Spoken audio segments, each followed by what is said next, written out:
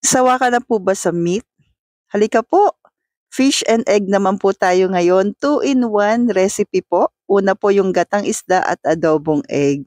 So una po yung ating ginataang isda, magigisa po tayo ng sibuyas at bawang. And please don't forget to like and follow po para updated tayo sa ating mga low carb meal every day. Thank you po and God bless. Then mag-a-add po tayo dito ng bagoong alamang.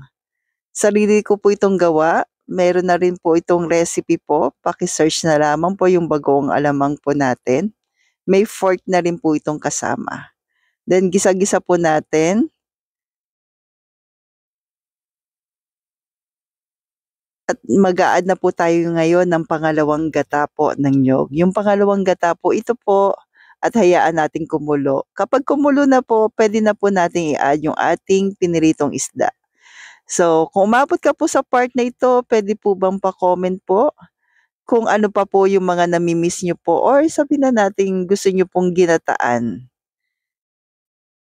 Thank you po and God bless po. Then, pagkalagay natin ng isda, pakuluin, ilagay na po natin yung unang gata po ng niyog. So, sa palengke ko po ito binili po, yung ating niyog. So, pagkalagay po natin, pakuluin din po natin ng ilang minuto. Ang sarap po nito sobra. Sobra, eh, 'no?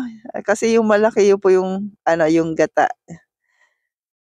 Marami po yung gata. Then pagkakulo tikman po natin. Puwede kayong mag-add ng malunggay kung gusto po ninyo. Yan, then pagkakulo po, pinakulo pa natin ng mga 5 minutes pa po to 10 para mas maluto po yung gata. Then nag-add po ako nung egg na galing sa adobo po. So ito naman yung ating pangalawang recipe, yung adobong egg po. Bawang lang po ito po. Hayaan lang natin mag-light brown. Mas maraming bawang, mas masarap. Sabay gano'n. Yan, then tubig, nag-add na po tayo ng tubig, depende sa inyo kung gaano karami yung sabaw na gusto niyo po. Then yung aking grindahan coco aminos.